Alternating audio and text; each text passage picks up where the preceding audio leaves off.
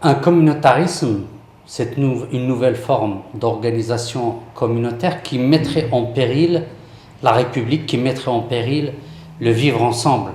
Un communautarisme, concept qu'on nous met toujours en avant dans les débats pour dire qu'il y a péril en la demeure, pour dire qu'il y a une raison valable de légiférer, de mettre en avant des identités plus que d'autres. Lorsqu'il s'agissait jusque-là de certaines communautés qui s'organisaient, qui défendaient leurs intérêts propres, qui confondaient, qui faisaient en sorte que leurs intérêts propres soient confondus aux intérêts communs, à l'intérêt général, cela paraissait normal, cela paraissait faire partie de l'évolution de la société. Et dès que les musulmans ont commencé à être visibles dans leur organisation, à revendiquer des droits, parce qu'ils s'inscrivent tout simplement dans un processus naturel d'évolution de la société, on a des dynamiques de droits des malades, des dynamiques des droits des élèves, des dynamiques des droits qui émergent un peu partout parce que les gens sentent que la démocratie fait partie de leur vécu, de leur histoire, de leur parcours personnel, de leur quotidien. Donc de ce fait, les gens essayent de s'appuyer, d'user, de consommer leurs droits autant qu'ils le sentent, autant qu'ils le désirent. Et ce droit-là, on le refuse aux musulmans. Quand ces musulmans qui sont des citoyens, comme tout le monde aux aspirations, comme tout le monde aux motivations, comme tout le monde aux craintes, comme tout le monde aux peurs, comme tout le monde aux besoins un peu différents, mais de même nature que les autres, là, on crie au communautarisme. Comme si les musulmans voulaient plier l'intérêt commun et l'intérêt général à leurs intérêts propres, ce qui est complètement faux. Ce n'est que du fantasme pur, il n'y a pas d'études, il n'y a pas de recherche, il n'y a rien qui démontre qu'effectivement, il y a un communautarisme qui mettrait en péril. Quand certains ils en parlent, c'est parce qu'ils voient de plus en plus de foulards, ou ils voient de plus en plus de mosquées, ou ils voient de plus en plus de barbes. Et on pense que c'est l'expression même d'un enfermement. Ça voudrait dire que l'ouverture voudrait qu'on ressemble à tout le monde, l'ouverture voudrait qu'on devienne lisse, qu'on soit policé dans notre manière de nous habiller, de nous exprimer, de manger. Puisque certains disent qu'un des éléments fondamentaux du vivre ensemble, c'est le fait de manger ensemble, et de manger ensemble plus ou moins la même chose.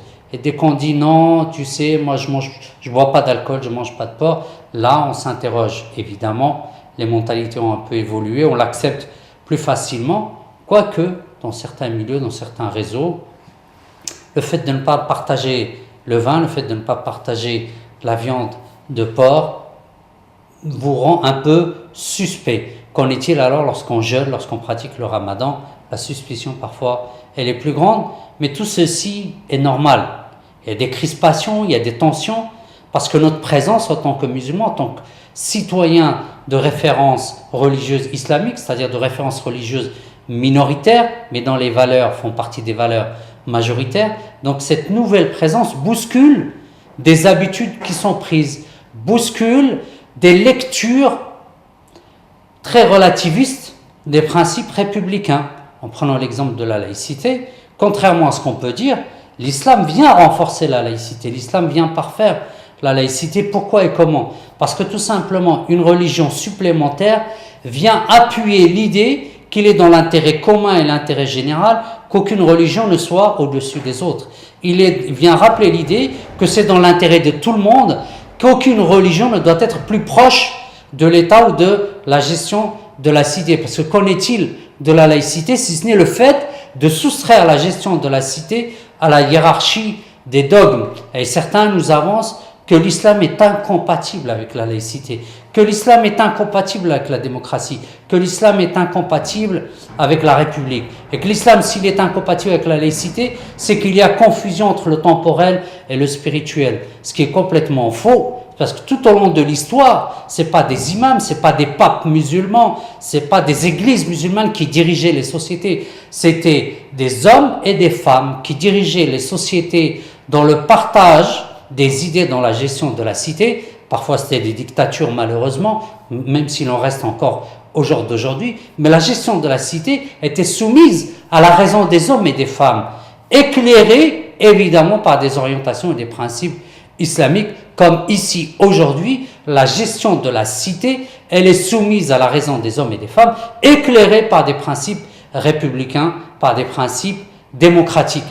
Parce qu'on peut être une république sans être une démocratie, Et on peut être une démocratie sans être forcément une république, parce que quand on voit les pays du Nord qui sont des monarchies, mais il y a une vraie démocratie sur place. Donc, démocratie, république, pardon, ne veut pas dire forcément démocratie. Et démocratie, on n'en déduit pas forcément que nous sommes dans une république. Donc, il est important de rappeler que notre présence aujourd'hui, ou notre visibilité, musulmans ou non musulmans, donc de citoyens issus poliment, comme on dit, de la diversité, sont une chance pour cette société, sont une chance parce qu'ils rappellent les fondements républicains, la liberté dans la différence, l'égalité dans la différence, la fraternité dans la différence. Parce que si on est libre et on se ressemble tous, évidemment, en quoi cette liberté est-elle pertinente, ou est-elle généreuse, ou est-elle élargie, répandue? Elle est répandue lorsqu'il y a des différences, lorsqu'on perçoit les choses différemment. Et est-ce qu'on a le droit de les exprimer différemment?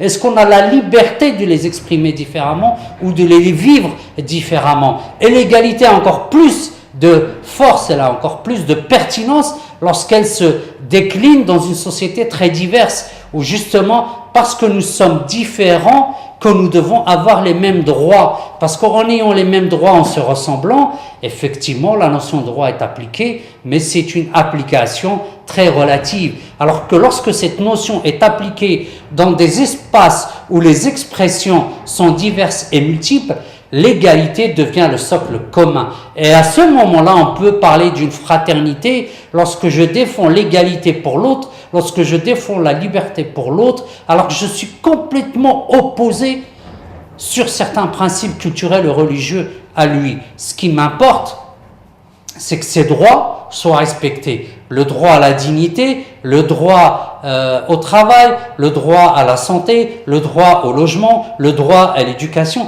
Tous ces droits qui font les fondamentaux d'une démocratie sont respectés d'autant plus fortement lorsque cette démocratie se compose de gens complètement différents.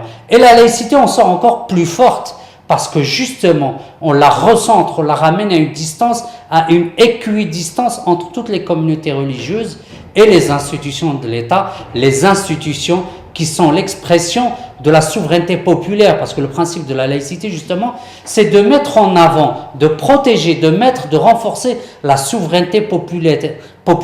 Donc on sort la gestion de la cité, on la sort de la soumission au dogme, pour qu'elle aille vers la soumission, ou le partage, ou la gestion par la raison des hommes et des femmes. Mais aujourd'hui, ce qu'on voit, c'est que la laïcité, elle est soustraite à la souveraineté populaire. La République, elle est soumise à des enjeux économiques qui sont plus importants, qui sont parfois même plus dangereux que ce que telle ou telle religion peut mener ou peut amener comme danger lorsqu'elle cherche à soumettre l'ensemble de la société. Faut-il qu'il y en ait une aujourd'hui qui cherche à soumettre l'ensemble de la société, parce que dans la réalité des faits, dans la réalité des pratiques démocratiques et politiques, au jour d'aujourd'hui, aucune religion n'a le monopole de l'État. Ce qui a le monopole de l'État, c'est des groupes, c'est des corporations, c'est certaines formes de communautarisme, et ce n'est pas forcément les religions. Donc la diabolisation de l'islam par la mise en avant, par la concurrence entre religiosité et laïcité est malsaine parce qu'elle n'est pas du tout fondée. Maintenant, tout dépend de ceux qui portent cette expression religieuse, de celles et de ceux qui portent l'expression d'une différence, de celles et de ceux qui portent l'expression d'une diversité. Nous sommes une chance pour la France d'aujourd'hui, demain. Comme la France d'aujourd'hui, demain, est dans l'obligation morale, culturelle, politique, sociale d'intégrer la diversité européenne, elle doit assumer la diversité qui lui est endogène historiquement. Donc, tous ces concepts qui justement viennent renforcer cette nouvelle idée de citoyenneté, ces identités multiples, ces communautés qui ne sont pas des communautarismes, ces communautés qui certaines sont légitimes et l'autre le serait moins, ces communautés qui sont là présentes les unes à côté des autres, les unes avec les autres, les unes sur les autres, ces communautés sont aussi une nouvelle chance parce que nous vivons à partir de nos banlieues, à partir des quartiers populaires, les nouvelles expressions du vivre ensemble dans un espace plus grand qui est l'espace européen. Donc il est peut-être plus pertinent de se poser la question et de participer à un débat sur qu'est-ce que c'est être citoyen européen. Je vous remercie.